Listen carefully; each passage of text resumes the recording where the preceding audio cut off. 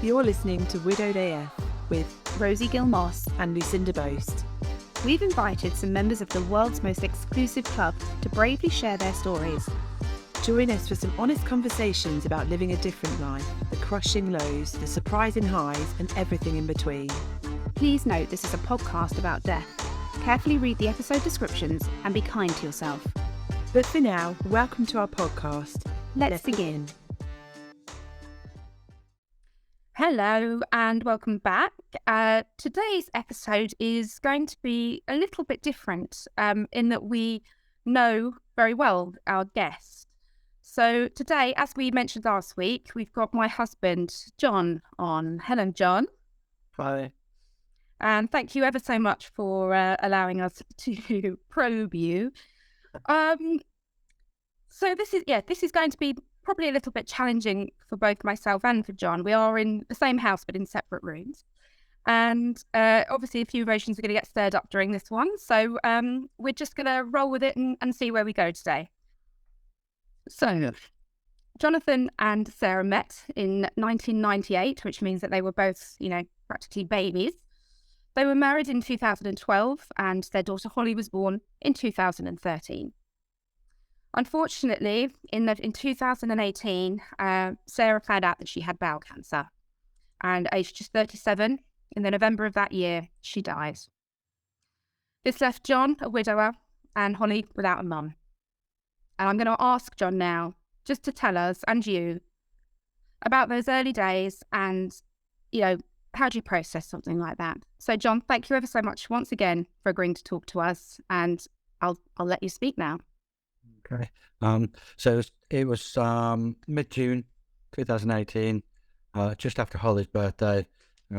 Sarah had been moaning about stomach cramps for about a week. We thought nothing of it because she got them quite often.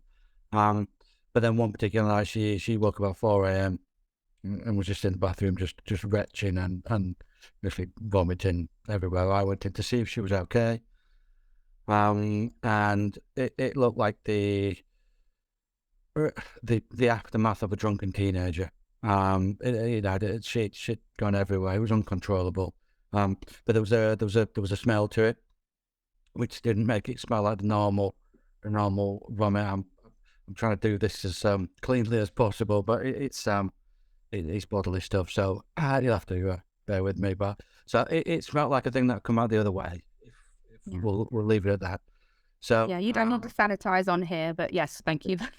So we eventually, after about an hour's worth of her throwing up, I got settled back in bed. I then cleaned up and then went about my day. When she woke up, I would see if she was feeling any better. She wasn't. She couldn't hold anything down. So we took her to hospital. She was in there for 2 days. They let her out because they thought it was a norovirus. Then she was back in a few days later. Again, she was out the same day because of norovirus. And then I was getting a bit desperate because it didn't feel right. I didn't feel like I was getting the answers I needed. So I rang the local private hospital and started to beg them to admit my wife to find out what the hell was going on.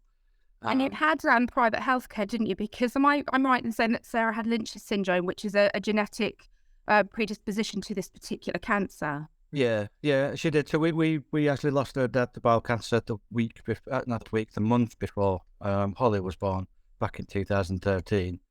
And so, both her and her sister were tested in their early 20s, and Sarah had the gene. So we decided at that point that no matter what our financial situation, we would always have booper cover in place for when this day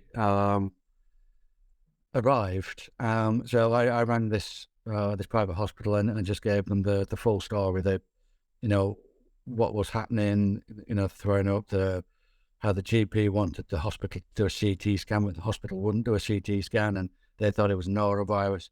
And this wonderful, wonderful woman, she's the sister on the ward called Lisa. She said, "Look, leave this with me, my darling. I'm going to ring your GPs." She goes, "Not that I don't believe you, but it's just protocol. And I'll give you a call back within half an hour to an hour." So you loved it, but somebody showed you a little humanity then, which sounds like he was sort of, banging your head against walls almost, trying to get the care for her that you needed. And that little bit of humanity that was shown to you by that woman must have meant so much. It did, yeah. So she rang me back in, I think it was about 40 minutes, and she's like, right, I've spoken to your GPs. He's confirmed everything you've said. I've spoken to our in-house doctors, and they're happy to do a referral for Sarah to come in under a Bupa cover. I've called Bupa. We've authorised the claim, and a bed is here and waiting as soon as you can get her in, which I was gobsmacked. So we shipped her off to hospital, and then we had about another week or so of a variety of tests. They all went down a list of different things, and the final test was a CT scan, which was what everybody was waiting for. But they have to check the other things first, I understand. I used to spend the mornings at work, and then in the afternoon I'd go up and spend the afternoon with Sarah and speak with the doctors. This particular day was a Wednesday. I'd gone home first to pick a fresh set of clothes up, and was heading into the hospital when my phone rang, and it was Lisa saying, "Oh, hi John, we're just wondering if you're coming in today." I was like, "Yeah, I'm on my way. I'm just picking some clothes up. I'll be there soon." They went, okay, brilliant. We'll see you in a minute. And I was about to, well, that's a little bit weird. The hospital, why would they bring me? But then, Are you frightened? Or, what are you feeling at this point? well, when she called, if I'm honest, it was like a pitched feeling in my stomach. Like it was like I'd gone on a roller coaster and you'd gone on that first hill, and I know that feeling. Just The button kicked in. But I quickly went, no, it's a private hospital. It must be just like better customer service, so to speak. Courtesy call type thing, yeah. So I carried on. I headed in. I walked in, and they said, "Oh, brilliant! Yeah, do you want a cup of tea?" Made me a cup of tea. Sat down. I was chatting with Sarah. She says, "Oh, yeah, I've had the CT scan this morning. The doctor's going to be in a bit to talk to us." And then the door opened, and the gaggle of doctors and the gaggle of nurses, which this was my first experience, but they come in teams to give you bad news. And he basically said, "We did your wife scan this morning, and we spotted a change." To which I looked confused. I'm like, "What do you mean change?" He goes, "There's been a change," and he wouldn't say any other word but change. And I went, "Are we talking a similar word that starts with the same letter, but you can't say it yet because it's just a scan?" Anyway, we think so. He said, "So we're going to transfer Sarah back out to the NHS to do some tests to try and get well enough so that we can start to treat her." So they then transferred her over to Pembury, where they were going to put some stents in and things to try and make her more comfortable to stop her throwing up. But what they found when they did the full test was that the cancer had made a hole near her stomach, and it had caused a circular digestive system. So she had to go for surgery. And then this started a 3-month journey of just trying to get her well enough to start chemotherapy. It was, it was up and down and in and out. So Sarah, was she then in hospital for a full 3 months? Yeah. So presumably you're still working at this time, or were you able to take any time off? Well, I still did the working in the morning, going up to hospital in the afternoon. Yeah. And I continued that until we went through a slightly serious phase. Because while she was there, she had jaundice, she had sepsis 3 times. They couldn't keep food in her, and they were just trying to get her strength up. And it took, give or take, 3 months before they were happy to say, "You can be discharged." What about Holly? Because she was 5 at this time? Yeah. So I got it in my head, rightly or wrongly, that I just needed to keep her on as normal trajectory as possible. Yeah. As far as she was concerned, her mummy was ill. She was in hospital, and she went to see her, but it was only the weekends. Very, very rarely during the week, because obviously with school. But on weekends, she'd come and spend some time. And any other time, like holidays and things, we'd go up and see her. And we got Holly an iPad. We didn't want to get her that early, but it gave her a mechanism to like FaceTime her mum whenever she wanted, or leave a video message and things like that. So It sounds like, I mean, obviously I know you and I know Holly, but I also was given very similar advice when Ben died, and it was that routine, structure, normality, that's what children need, you know, no matter what chaos is going on around them, it's to try and keep their sort of everyday life, you know, get them in school, that sort of thing. yeah, and that's Right. very difficult. It is very difficult to, on the one hand, see your wife going through just absolute hell. That's the only way I could describe this. And on the flip side, come home and be the happy dad, taking care of my little girl and trying to keep her going. I don't know how I did it to this day. But you know, sometimes when you're in a situation, you just got to dig in and get it done, haven't you? So, It's a cliche, isn't it? That whole, you know, the idea that you don't know how strong you are until you have to be. And I like all widows that I know, I'm sure you got fed up of being called strong at times, because it's not something that you have any real choice about, is it? If you want to, you know, keep yourself and your daughter safe and well, then you have no choice other than to be strong.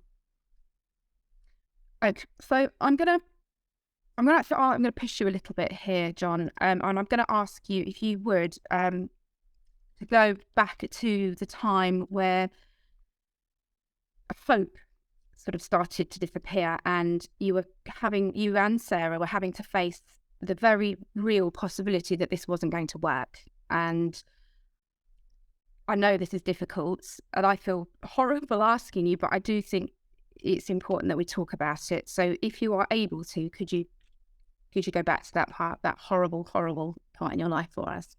of course, yeah. So it was the end of October.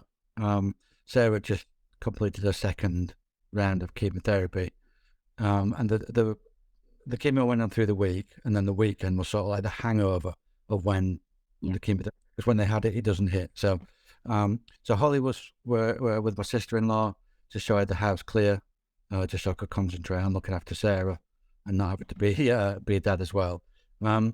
Now, the first time she had the chemotherapy, it went quite badly. She was really, really, really ill. The second time, she was absolutely fine. And on the Sunday morning, I went to see her because she ended up sleeping in a separate bedroom. And to see how she was feeling, I took her up like a cup of tea and some toast to see if we could get anything in her. And she sat up and she just smiled at me. It was a smile I've not seen in months, and I mean months. And she just went, "Come and go shopping." Why not go? Swing go shopping. She went, "Can we get dressed up and go shopping? Because I don't think we've got dressed up in such a long time, and I'm feeling pretty good." So I was like, "Yeah, of course, of course." So you know, we got dressed. I mean, we still had the wheelchair in the back of the van. And I'll never forget, there's a video I have of I'm driving, Sarah to the side of me, and she's got music, the music's blaring, and she's smiling and dancing, and it's wonderful. You wouldn't think she was as ill as she was. And we sent that to Lorna, who showed Holly, and then I have the response video back from Holly, where she just goes, "I can see you dancing like that, and you look really happy and well. Does this mean you're better?" Oh, And that was we said, no, she's just having a good day, darling. We're not quite there yet. it's an unkind quirk of cancer, isn't it? That quite often it will give both the patient and their family a good day.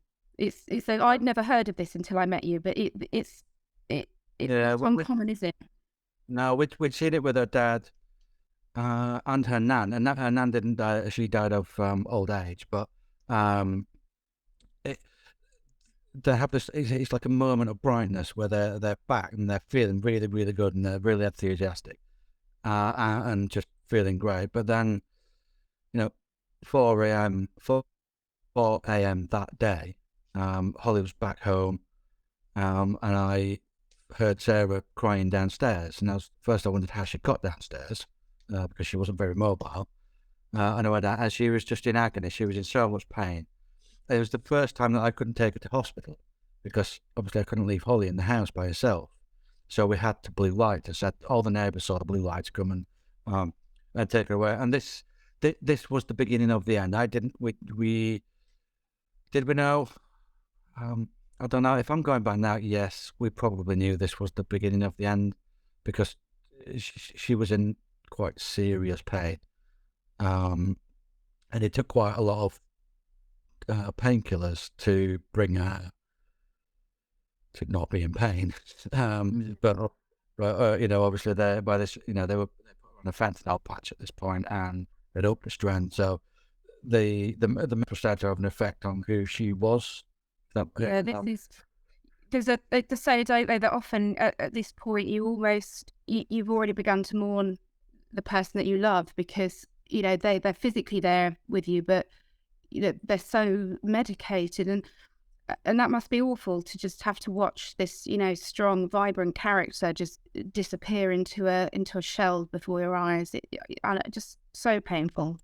Yeah, it was. Over the course of about 2 weeks, they were trying to figure out what was going on and why. She was back. She couldn't eat anything. She had a PICC line in.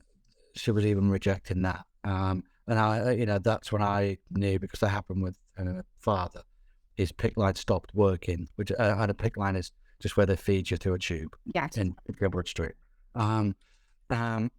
And so they went to investigate, and then they came out and said the tumour's gone into her small intestines, and they were going to basically put her nil by mouth for the week and then review to see what options they had. So then after the weekend, on the Monday morning, I arrived at hospital like early doors, because I wanted to catch the doctors to see what was happening. They were waiting for me to arrive, and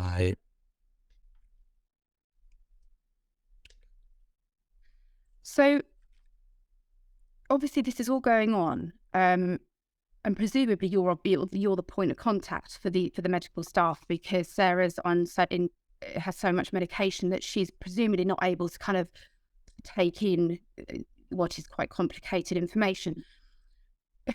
What happened? I mean, when you get to the point of no return, how do you tell her? Like, how do you tell somebody that this is happening? And did you have to do it? Did the doctors do it? And how did you navigate this? It just feels so unbelievably difficult, and I don't know where you'd even begin. But it was after the weekend where they'd found it had gone into a small intestine. I walked in, and then it was the same. Like at the beginning, when I said they come in a gang. Yeah. A gang walked into the room with a clipboard, and they were like this, and they were very matter of fact in how they said this. And I won't forget what they said. So if you indulge me, I'll repeat it verbatim. They came in, and Sarah sat up. I was sat in the chair, and the team have reviewed Sarah's case over the weekend, and it has now been decided that she is no longer a candidate for chemotherapy, and we have no surgical options left. So we're going to hand you over to palliative care. And I mean, those words must just have hit you like a freight train. Because even though you presumably knew that this was going to happen by this point, to hear those words in that setting, and nothing can prepare you for that, I don't imagine. Sorry. It was like a hatch opened up. I couldn't really think straight. I couldn't understand it. I mean, looking back in reflection, it was obvious. It was obvious that she couldn't survive this. But when they're telling you at that point, I was like, well, no, we have options. There's some more options to do the chemo. And they're like, the chemo will kill her. The surgery will kill her. The other surgical option that I'd investigated would have given her a 2-month post-surgery survival rate, and she could have quite well been, fed through a tube and just a mess. So, there really were no options. So, I took a break and went outside. I left Sarah in bed. I didn't go straight away. I didn't walk straight out. That would be a bit... But she She was, not hocked up is the wrong word, but it's the only word I can really think of. The pain meds were so high, like she wasn't there, if that makes sense. It was, No, it does, yeah.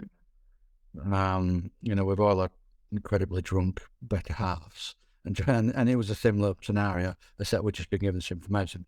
And as I'm outside, I see her sister and her mum coming in to visit her after the weekend, and I sort of had to shield them off. And bearing in mind, her sister was heavily pregnant. She was a week, 2 weeks away from giving birth.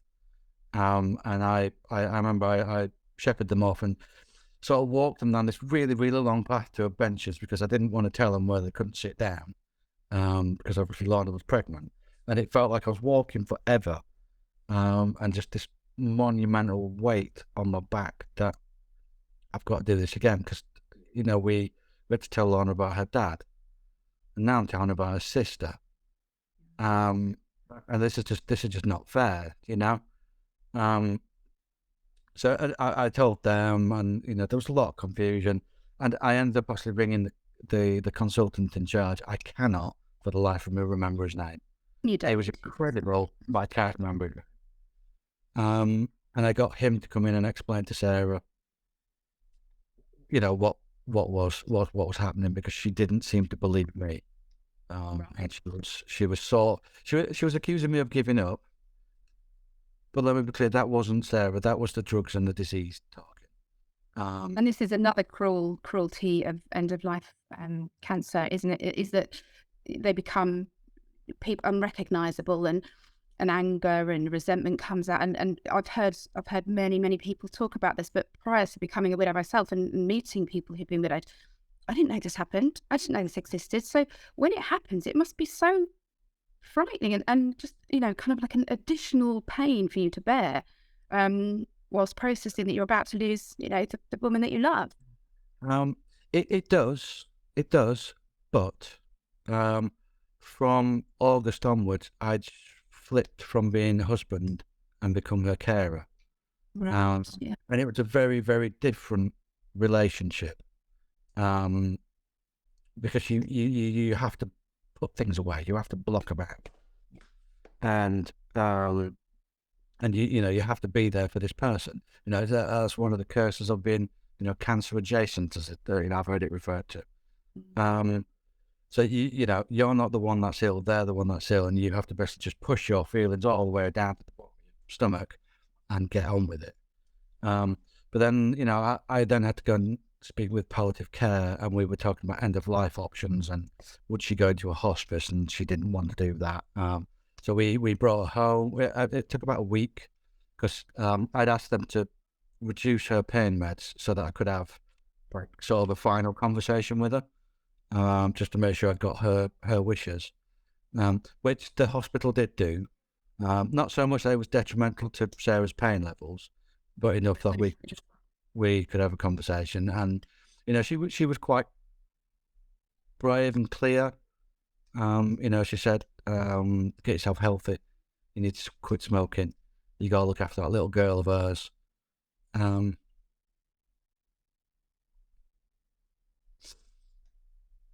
okay. Do you want a break? Okay. Don't be alone, and that she loved me. Are you glad that you were able to have that conversation with her? I know to watch somebody suffer must be so painful. Yeah. I know that being able to have that conversation, it must have given you some, I don't know, comfort's not the right word, is it? Because you wouldn't have been able to take comfort at this time. But it sounds like she was incredibly generous of heart, because all she wished for was the best for you and Holly. She was. When the end came, John, who was with her? Who was with her at the end? So she had myself, a sister, her mum, her sister's husband, and then her best friend from university had driven down from Bolton that day. So basically what had happened was she got into hospital on the Friday, and on Saturday morning Holly had this birthday party. I didn't don't know why. I just didn't want her to miss this birthday. But I took her, and I received a call from the hospice. But she said, "We know why your wife's been so agitated while you've been trying to care for her at home.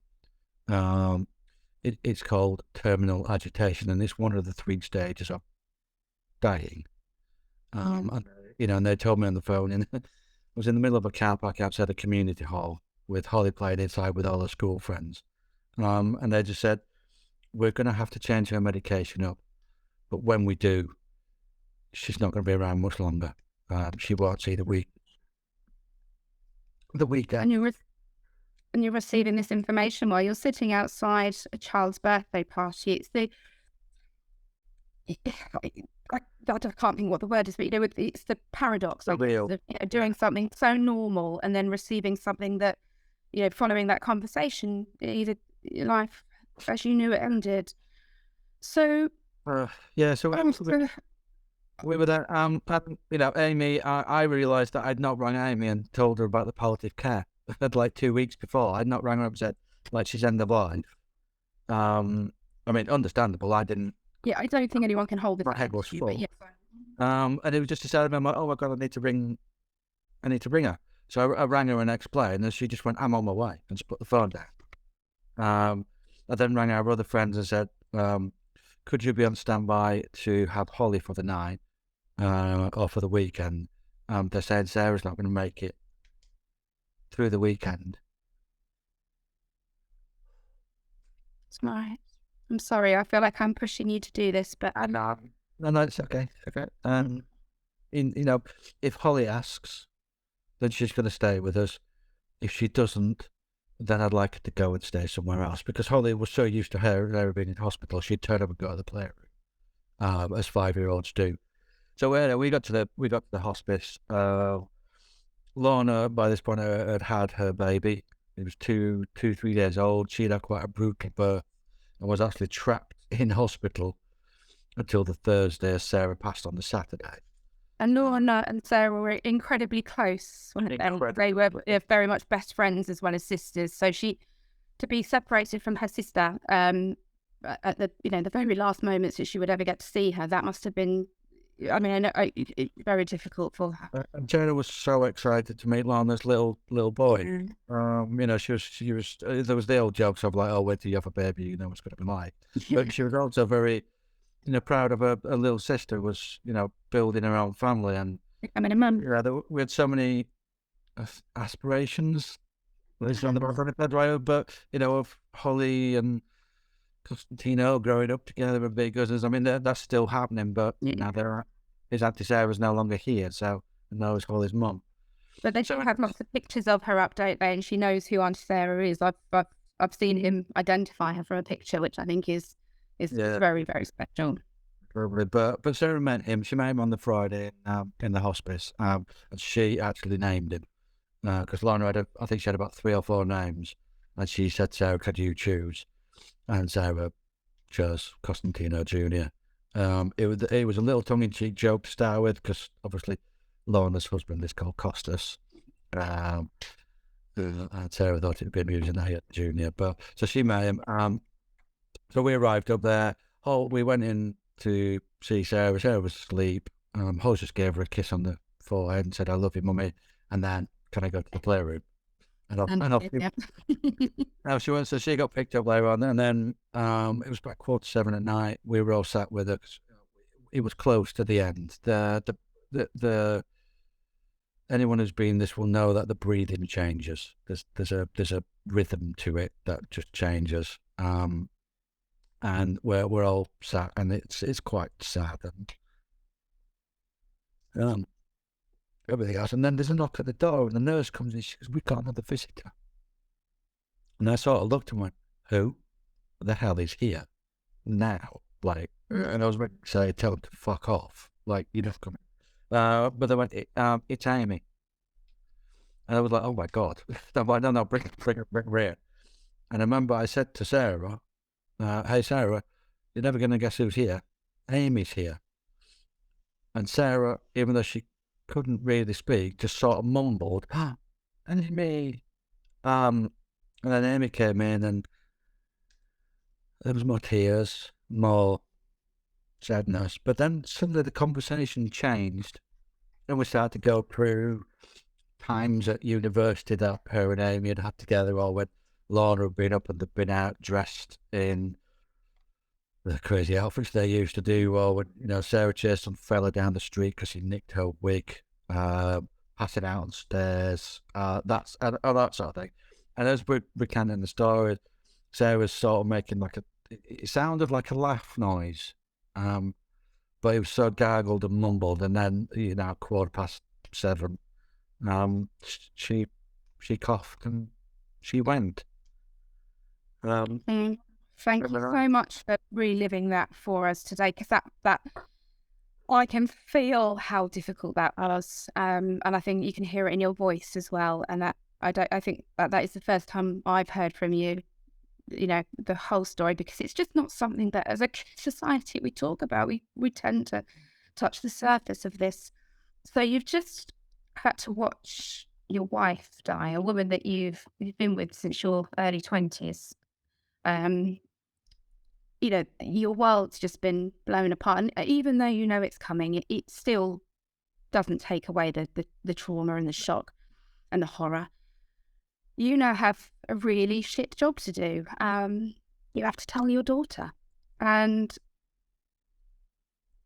I've done it. I know many people who've had to do it, but it doesn't mean that it's the same, and it doesn't mean it's easy. So if you could, would you tell us how you told Holly that her mum had died? Yeah. So I didn't tell her straight away. I transitioned from a carer back to a husband who just lost his wife. I was a different, but again, Holly was with friends. She got on with their children. She was having a really fun time. So we left it, and I made the decision that I was going to tell her after the first day at school, because I wanted to go to the school and explain to the school what happened over the weekend, what my plans were for Holly, just so that there wasn't any grief coming from anywhere. And Holly didn't know, so at this point she was unaffected. So it felt like the right thing to do at the time. And she was so young, wasn't she? And you just have to kind of work with what you've got. We've never done this before. Yeah, she was 5.5, and I'd spoke to the staff at the hospice. I spoke to the palliative care people. I'd researched online, much the same as you did. How do you tell a 5.5-year-old that their mum's gone? And it's the unambiguous language. You have to be direct. You have to be kind of brutal with it. So I picked her up from school. I had Sarah's mum. She was stopping at mine at this point. So we got in. I sat her down on my knee. I looked her in the eye and I said, that mum has been ill with the cancer. And it's where I said, well, I'm afraid that she wasn't strong enough to beat it, and that mummy died at the weekend. And it took Holly a couple of seconds for it to sort of log into her head. And then she just got off my knee and sort of walked backwards to the kitchen door, and then just looked at me and just said, so I don't have a mummy anymore. That's just so heartbreaking. And then this noise erupted from her that I never want to hear ever again.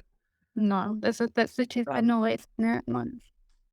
And then she did come back, and I just went and gave her the biggest hug, and we all had to cry.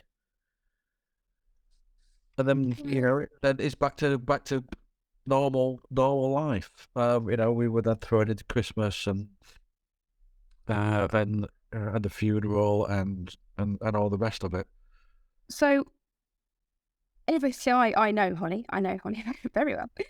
But to anybody that meets Holly, even I imagine back in that moment, she is so vibrant and full of life and energy. And essentially, children are kind of psychopaths, aren't they? You can tell them this horrific piece of information, and 5 minutes later, they'll be wanting their iPad or to dress up or play. And we now know that it's to protect themselves. It's a skill that children have at compartmentalizing information. But in order to kind of keep Holly protected, I'm trying to think of the right word, just to keep her give her the life that she deserved, to enable that she was able to experience life. And how do you do that whilst you're grieving? And particularly, it has extra challenges as a man, doesn't it? Because, you're not going to have your daughter's friends over for sleepovers because you're going to be the creepy bloke on his own. So just talk us through what you did. Did you go back to work? What happened for you next? So, I thought routine is going to be the saviour. It's going to be my saviour. So I had December off work. I went back to work in January. Holes. So she only had one day off school. And then I just knew I had to get back. She had to go back into a routine because it wasn't good for her to be out of routine. So I went back in, and then I remember weirdly thinking, oh, well, I'm going to take her on a holiday by myself. And it sort of came, it was a New Year's Eve party, and someone rather absent-mindedly asked me if I had any holiday plans for the next year. It was, if someone said that to me with the way I am now, I'd have gone, I've just buried my fucking wife, what are you talking about? But then I was more polite and more standoffish and said, no, I don't have any plans. But on New Year's Day. Polite we are. Sure. In that great day. I got up on New Year's Day and thought, well, you know what? Fuck it, why not? Let's book holiday. So I always went to book holiday. And I sat the agents. Said I want to go somewhere warm in February. That's good for me and my daughter. And the travel agent said, is it just the two of you, or is your wife going as well? To which Holly went, no, my mum is dead. Jetting holes, well done. That's what that woman needed. Well, woman, it took her breath away. So I said, look, I will come back tomorrow and we'll close this out. Don't worry, you've not offended me. But I'll not bring holes. So anyway, we booked this a week in Tenerife, all inclusive. Nice place. And flew out there in the February half time. Yeah. So I've been there, we're there for a week, and for the first 5-6 days I was a shell. I didn't speak to anybody, I didn't look at anybody, I didn't really interact with Creepy bloke on his own, right? Yeah. And it was when and then on the last day or two, I sort of came to life, and we went to water parks and had a great time. I got back and I'd already started counselling at this point, so I started to discuss the holiday, and I'm like, what was that all about? She just went, look, you're running away from your grief. You're keeping yourself too busy. You need to learn to process this. And that's when I realised that actually, yes, I have been running away from it. I've been trying to ignore it as if it doesn't exist and just trying to get on with it. And that isn't the way you make yourself better. It's not. We all, most of us adopt some degree of coping mechanism. Some work, alcohol, drugs, sex, shopping, anything. There's so many. And you'll find, it seems a common theme that basically feeling your trauma is the hard option, and running away from it feels like the easy option. It isn't, because you have to do it eventually, but it definitely does feel like it. Now, talk to us about Way, which is widowed and young, and how you got involved with that. So it was probably around when I came back off the holiday, and realised that I was running away. I was ignoring my grief. I wasn't a widow at that point. And my counsellor says, look, there are support groups. I suggest you find one and find people who will go through similar experiences as you, because this will help. So I stumbled across Way, which widowed and young. It's nice to see that under 50 is classed as young. Because they're youngish. And very, very quickly I sort of found a little group of like-minded people. You were one of them, Rose. And humour. Yeah, the dark humour and the evening text chats, just supporting each other when we felt unhappy or just a little bit sad, or just chatting in general the house. Like I remember you asked Bobby for advice on clothes for Holly. You had a christening or a wedding, and you were It was CJ's christening. Yeah, so it's that kind of support that you get, isn't it? Because you had lost a significant woman in your life, and who do you talk to about clothes for a little girl? You know, and so it's support in more ways than you think. It's not always the more conventional grief support, the friendships you build in way, is it? It can be support in all areas. I've had legal advice from somebody before. It's you build up a big network of support. Yeah, because it's full of normal people that are widowed. That's the different. Widow. You don't become a widow and suddenly, you're dressed in black and solemn. You're still a person you were. Just because we're both in black, actually, but well, yeah.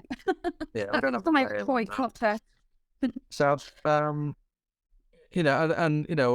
we text chatted, and then it was coming for my birthday in June, and you quite rightly said, "Look, John, your birthday is going to be shit." I'm about to tell you, I only live down the road. Why don't you come out and have some dinner with me? So you took me out for a Mexican, and I dropped as well as I recall. Yeah, very modern.